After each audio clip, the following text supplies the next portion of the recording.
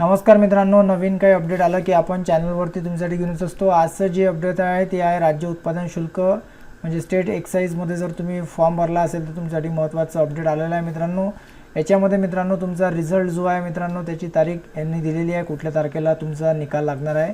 राज्य उत्पादन शुल्क विभागामध्ये मित्रांनो लघुलेखक, निम्न श्रेणी, लघु टंकलेखक, जवान तसेच जवानी वाहन चालक घटक प्रवर्गातील आणि चपराशी गटड स्वर्गातील सरळ सेवेची रिक्त पदे नामनिर्देशाने भरण्याकरिता राज्यस्तरीय स्पर्धा परीक्षा ऑनलाईन पद्धतीने TCS यांच्या मार्फत घेण्यात आली। मेसर्स TCS यांनी घेतली होती। 8 जानेवारीपासून तर 14 जानेवारीपर्यंत झाली होती। चपराशी व जवान या पदाची परीक्षा अनुक्रमे 1 व 4 दिवसात विविध सत्रात घेण्यात आली।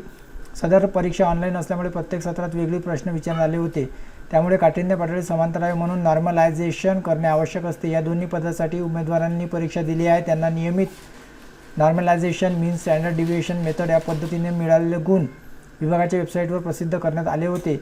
मीन स्टँडर्ड डेव्हिएशन बाबतची सविस्तर माहिती फॉर्म्युलासह या विभागाच्या संकेतस्थळावर उपलब्ध आहे। त्यांनी म्हटलेलं आहे जवान आणि चपराशी हे विविध जे याच्यामध्ये झालेले पद आहे म्हणजे वेगवेगळ्या शिफ्टमध्ये, त्याच्यामुळे नॉर्मलायझेशन तिथे लावलेलं आहे।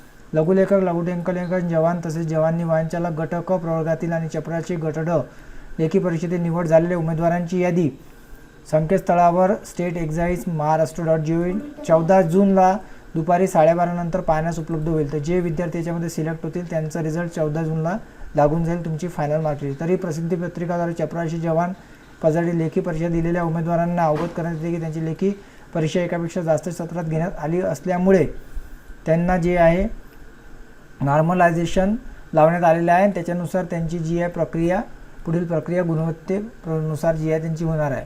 त्यानंतर इथे म्हटलेलं आहे जवानी वाहन चालक या पदासाठी लेखी परीक्षेत निवड झालेल्या उमेदवारांची पुढील मैदानी चाचणी जून 2024च्या अखेर अथवा जुलै 2024 मध्ये घेण्यात येईल। तसेच लेखी परीक्षेत निवड झालेल्या लघुलेखक, लघुटंकलेखक संवर्गातील उमेदवारांची लघुलेखन कौशल्य व्यावसायिक चाचणी घेतली जाईल। त्याचे ठिकाण, तारीख, वेळ याबाबत तुम्हाला संकेतस्थळावर कळणार आहे। तर ज्यांची निवड झालेली आहे त्यांचे अजून जे आहे जवान आणि जवानी वाहन चालक यांची जी आहे लेखी परीक्षेत निवड जी झालेली आहे त्यांची मैदानी चाचणी होईल आणि लघुटंकलेखन यांची सुद्धा व्यावसायिक चाचणी होईल, कौशल्य व्यावसायिक। तर त्यांचे जे आहे तुम्हाला संकेतस्थळावर ते अपडेट देतील।